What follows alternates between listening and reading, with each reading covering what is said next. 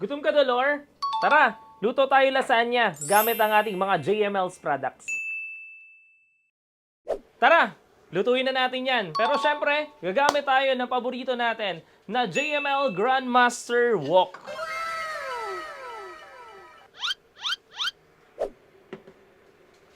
Open na natin yung ating induction. Painitan lang natin saglit. Tapos, pwede na tayong mag-isa. Okay. Maganda dito sa sa wok natin na to, mabilis siyang uminit. So, saglit lang na oras sa pag-aantay, pwede ka na magluto. Sa tingin ko mainit na to. Lagyan na natin ng mantika. Mantikang panggisa lang, ha? Yes. Yan, enough na yan. Gisayin na natin yung bawang.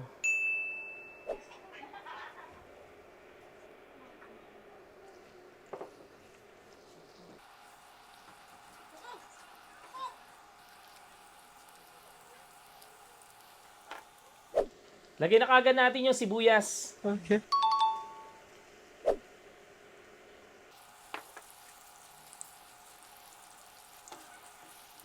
Sabay na natin yung bell pepper natin.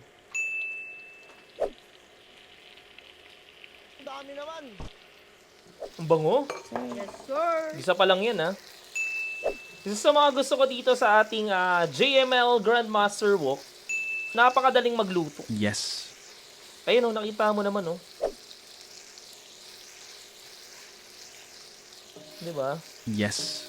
Lutuin natin saglit yung ating bell pepper. Haluin mo ng mabuti para hindi masunog. Ayaw naman natin masunog yung ating sibuyas at saka yung kamatis. Para hindi pumait yung ating lulutuin na sauce. That's pretty good. Nilagay ko na pala yung ground beef at saka halu-haluin na natin. Okay. Ikaw na bahala kung anong gusto mo. Kadalasan kasi yung iba naglalagay pa ng ground pork. Pinagsasama yung ground beef at saka ground pork. So tayo, ground beef lang yung ginamit natin.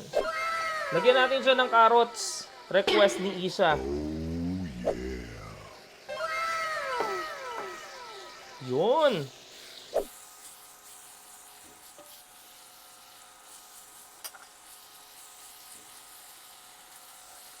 Sabay na natin yung ating hotdog.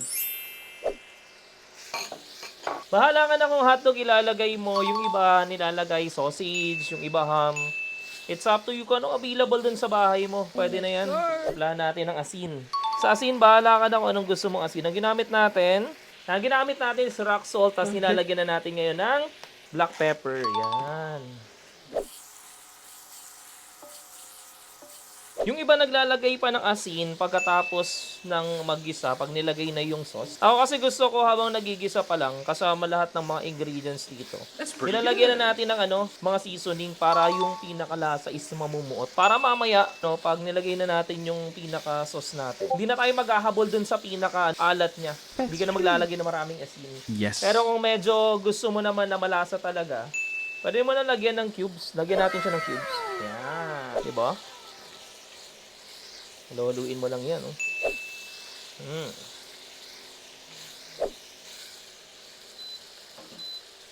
Lagyan natin ng tomato paste.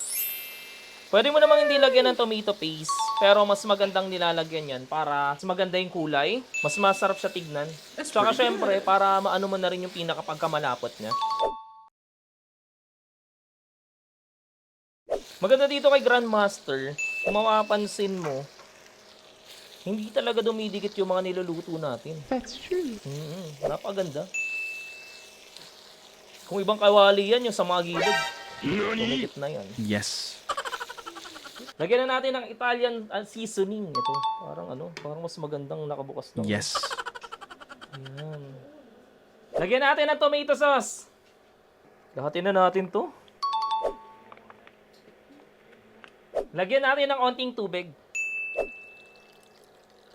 Yun. Okay na yan. Lagyan natin ng onting cheese. Isa pa. Isa pa.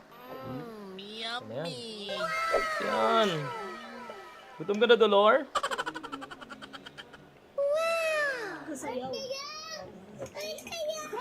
Yun. Pag ganyan, luto na yan. Pwede na yan. Ayan, okay na yung ating meat sauce. maaari na natin gawin yung susunod nating step, Okay. ang bechamel. Next na natin gawin yung ating white sauce or tinatawag nila na bechamel. Pero syempre, gagamit tayo ng ating JML Grandmaster na saucepan. Para makagawa ng bechamel, kailangan natin ng butter. Kailangan natin ng flour. And syempre, kailangan natin ng gatas. First step, buksan mo muna yung induction. Lagyan natin yung butter. Tunawin natin. Mabilis lang naman matunaw yan. That's true. Yun. Bango, butter pa lang yan, ah. Yan. Pag natunaw na yung butter, ilagay mo na yung flour natin.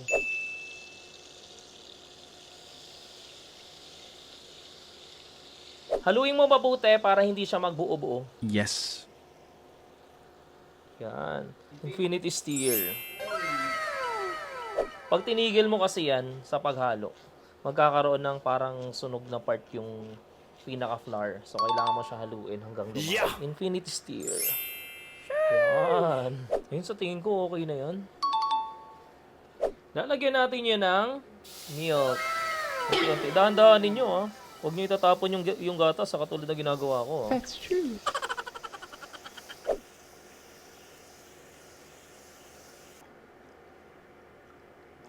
Sa tingin ko, okay na yan. Season natin ng rock salt. Tapos lagyan natin ng black pepper. What the dog doing? Ayun, oh. Kirkland, baka naman. Yun. Malapot na kagad, oh. Tunawin lang natin ng konti yung yung cheese. Tapos okay na to. Tingin ko okay na to yung lapot nito, eh. Yes. Infinity Steer. Ang ganda, oh. Tignan mo naman. Pag That's pretty Grandmaster good. yung gamit mo, hindi talaga dumidikit yan. Walang dikit. Grandmaster yan. Ayan. Okay na to. Try na natin. Tapos, syempre, gusto ni boss yung mga ganto-ganto. Uy. Syempre, dahil naluto na natin lahat ng sauce, buuin na natin to. Syempre, ang unang kailangan natin is yung lasagna. Di magiging lasagna yan kung walang lasagna, no? Yun. Yung unboxing. Ganda nito.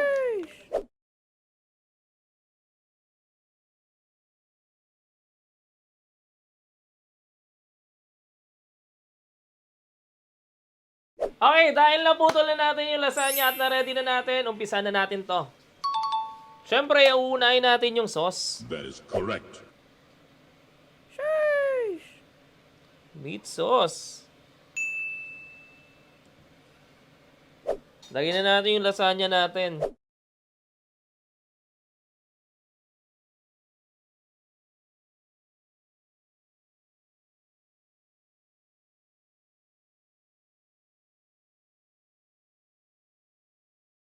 Lagyan natin ng ng bechamel. Yun. Palitada natin yun. Ganda. Dapat That pantay. is correct. Ikot natin. Dami naman.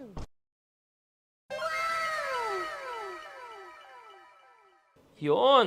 Okay na yan. Isa pang layer ulit.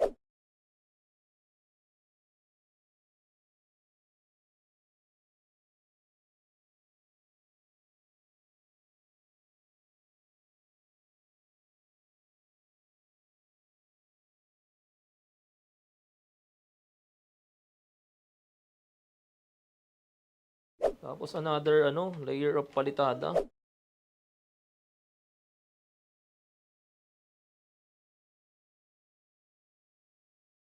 Pag may pagkukulang siya, pwede natin punuan yan.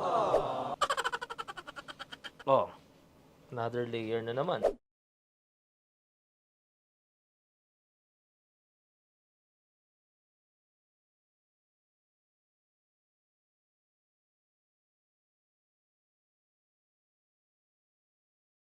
Yun. Another cheese.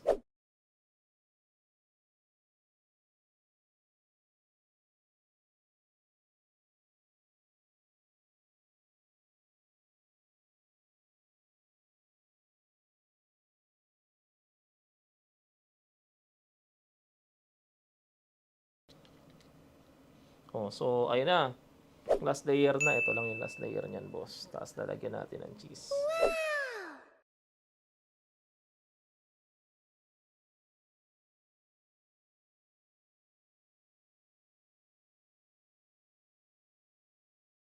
Yun, goods na yan, boy. Goods na yan. Dahil tapos na natin yung last layer, syempre, lalagyan natin yan ng cheese.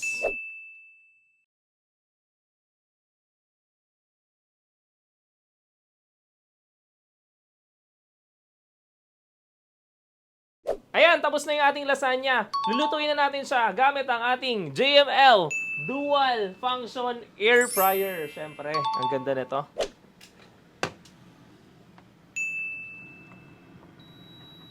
Ito na naman. Tara, ilagay na natin.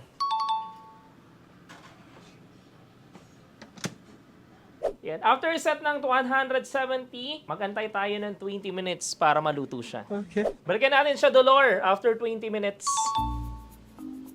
After 20 minutes, luto na yung ating lasagna. So, check na natin.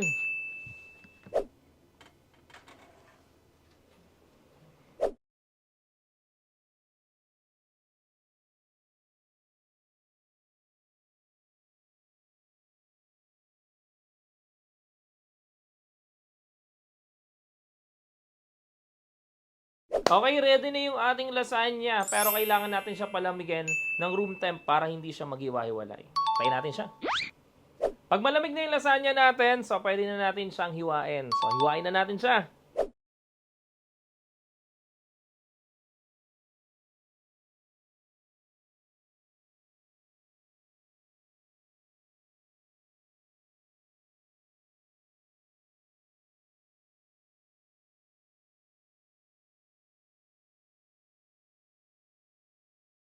So guys, ito na yung final na lasagna natin. Tikman na natin yan.